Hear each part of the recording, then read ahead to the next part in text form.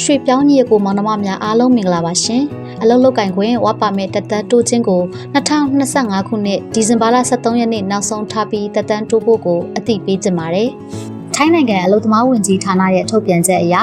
2025ခုနှစ်ဩဂတ်လ23ရက်နေ့မှာအလုပ်လုပ်ခွင့်တက်တန်းကုန်ဆုံးသွားတဲ့မြန်မာရွှေပြောင်းအလုပ်သမားတွေကိုအလုပ်လုပ်ကိုင်ခွင့်ဝါပါမဲ့တက်တန်းတိုးခြင်းကို2025ခုနှစ်ဒီဇင်ဘာလ23ရက်နေ့နောက်ဆုံးထားပြီးတက်တန်းတိုးဖို့အသိပေးထားပါတယ်။အလုပ်လုပ်ကိုင်ခွင့်တက်တန်းတိုးပြီးပါကထိုင်းနိုင်ငံထဲမှာဆက်လက်အလုပ်လုပ်ကိုင်ခွင့်ကိုတက်တန်း2နှစ်ရရှိမှာဖြစ်ပြီး2029ခုနှစ်ဖေဖော်ဝါရီလ23ရက်နေ့အထိ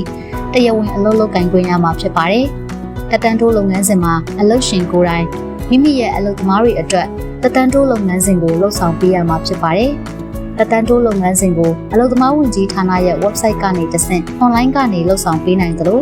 အလုပ်သမားဝန်ကြီးဌာနရဲ့အသိအမှတ်ပြုထားတဲ့တရားဝင်ကုမ္ပဏီတွေကနေတဆင့်လည်းပြုလုပ်နိုင်ပါတယ်။အထူးသတိပေးချက်အနေနဲ့သတ်မှတ်ထားတဲ့အချိန်ကာလဖြစ်တဲ့2025ခုနှစ်ဩဂတ်လ23ရက်နေ့ကနေဒီဇင်ဘာလ23ရက်နေ့အတွင်းအချိန်မီအလုပ်လုပ်ကိုင်ခွင့်တက်တန်းတိုးခြင်းလုပ်ငန်းစဉ်ကိုမပြုလုပ်ပါက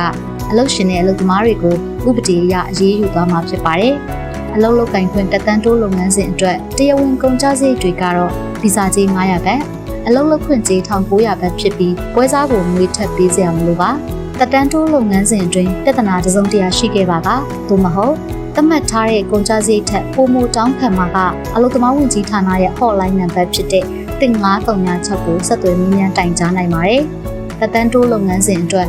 online ကနေပြုလုပ်ရမယ့် link ကိုဒီဗီဒီယိုလေးရဲ့ comment box မှာ link ချပေးထားပါတယ်။ထပ်မံသတိပေးပါရစေ။မြန်မာရွှေပြောင်းအလုပ်သမားတွေအလုပ်လုပ်ကိုင်ခွင့် work permit တက်တန်းတိုးခြင်းကို2025ခုနှစ်ဒီဇင်ဘာလ23ရက်နေ့နောက်ဆုံးထားပြီးတက်တန်းတိုးဖို့လိုအပ်ပါတယ်။ဒါမှသာထိုင်းနိုင်ငံထဲမှာဥပဒေပေါင်းအတွင်းကနေဆက်လက်နေထိုင်အလုပ်လုပ်ကိုင်ခွင့်ရရှိမှာဖြစ်ပြီးမိမိတို့ရဲ့အိမ်မက်တွေကိုဖြည့်ဆည်းနိုင်မှာဖြစ်ပါတယ်။အားလုံးပဲအဆင်ပြေချုံးမွေးကြပါစေရှင်။ကျေးဇူးတင်ပါတယ်ရှင်။